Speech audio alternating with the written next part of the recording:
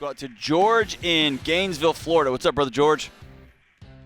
Hey, how you guys doing? Thank you for taking my call. You got it, man. What's up?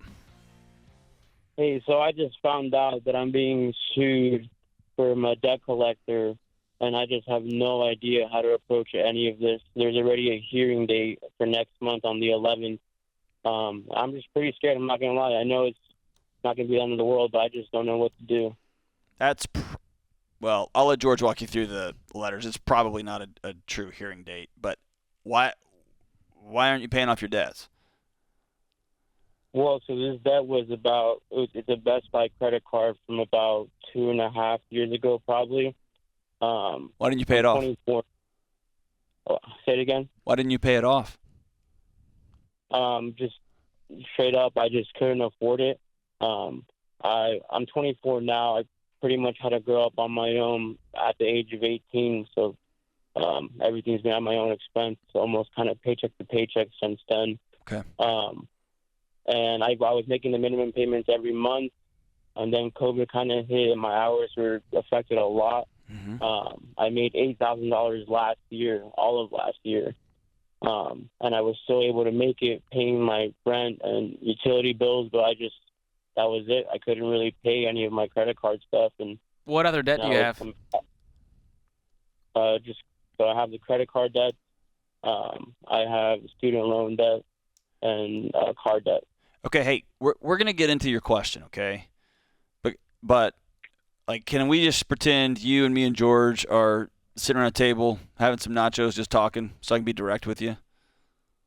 Yeah. Why are you making $8,000 in one calendar year during one of the hottest job markets in the history of this country?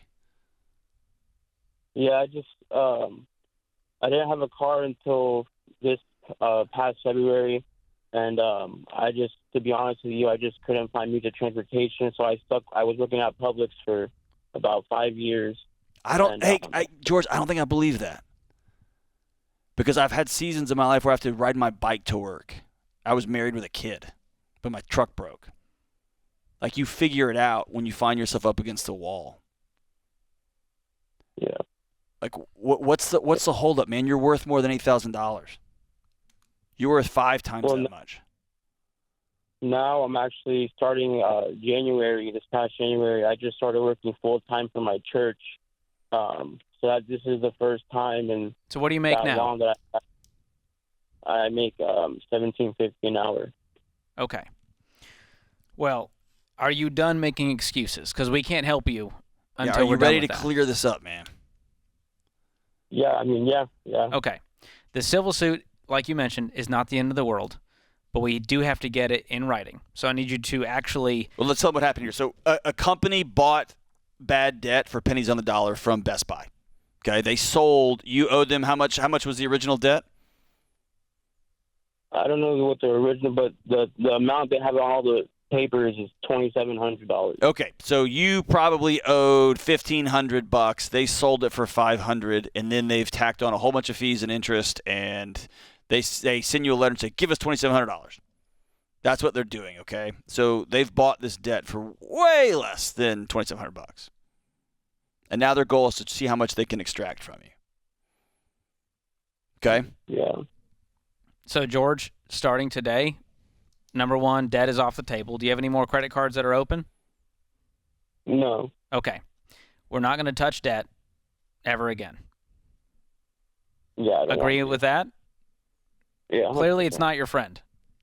It's burnt you too many times in the past. So going forward, we need to actually communicate and take our head out of the sand and go, all right, this sucks. I don't like where I'm at, but I'm going to communicate openly and honestly with this debt collector and say, I need this in writing. I need you to confirm the debt, confirm the amounts, the age of the debt. And if they can't produce that, then they have to throw it out legally. But they probably will say, here it is, Best Buy, here's the purchases you made, here's how much debt, here's the fees. And then we go, okay, this sucks, and now I have to go figure out a way to pay for this. Or do you have $500? No, it's $2,700. So you have $1,500 cash? No, not really. What kind of car do you drive? I drive a 2014 Kia Forte. Okay. What's the loan on that?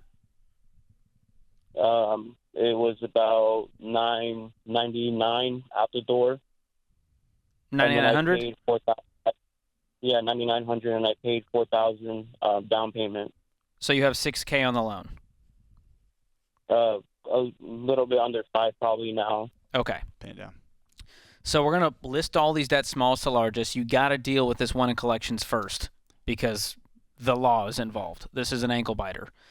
But beyond that, if they're willing to settle, let's say for $1,500, that's great. And they may go, all right, we're going to drop the hearing date. This guy's actually willing to pay us some money. Yeah, and that's if you call them and say, I'll give you $1,500 today. That's what I've got. Or I've got $980. That's probably going to be too much of a cut for them. But I got $980. I got cash. I'll do it right now. You guys send me a contract in writing that says this will guarantee this, and I will get you paid. Under no circumstances do you give them access to your checking account. They'll say, oh, I'll do it, but you got to give me your checking account number. No way. If they call them and ask them if they will settle this thing, our friend Anthony O'Neill used to work collections, and he said it's best to call at the very end of the month, but you may have a hearing date before that. So, but call them and just say, I'll give you this much. I'll give you 25%. I'll give you 50%. I got cash, and I'm going to make this thing happen. Okay? And then go ahead, George. No, I mean, this is the strategy here. There's no shortcut, George. We just have to pay off our debts that we went into and learn from the mistakes. So, what are you doing for the church, George? I work for facilities, so just maintaining the church in a general sense. What are your hours? I'm a full-time, so I work 40 hours a week now. What are your hours? 8 to 5? 7 to 3, Monday through Friday. 7 to 3. How old are you? 24. 24. You've had a rough go of it, huh? Childhood was hard? Very, yeah. Okay. Listen to me super carefully. You're at a crossroads right now. And I spent my career working with young people, okay? I'm looking directly at you. You're at a crossroads right now, and you have an opportunity to change everything. Your family tree, change the lives of grandkids you've never met yet. You have the opportunity to work like a maniac for the next 36 months. When you get off your job at 3, you go directly to another job. And you get done with that job, you're going to deliver pizzas or drive Uber until 12 o'clock at night. You're going to get up next morning and do it again. And you're going to get yourself something you've never had, which is financial margin. And then you're going to start doing things you've never done before, like sleep the whole night. And be able to pay your rent and not worry about it. Be able to take somebody out on a date and just pay for it and not worry about it. Does that sound good? Yeah. It's a different life. But I'll also tell you this.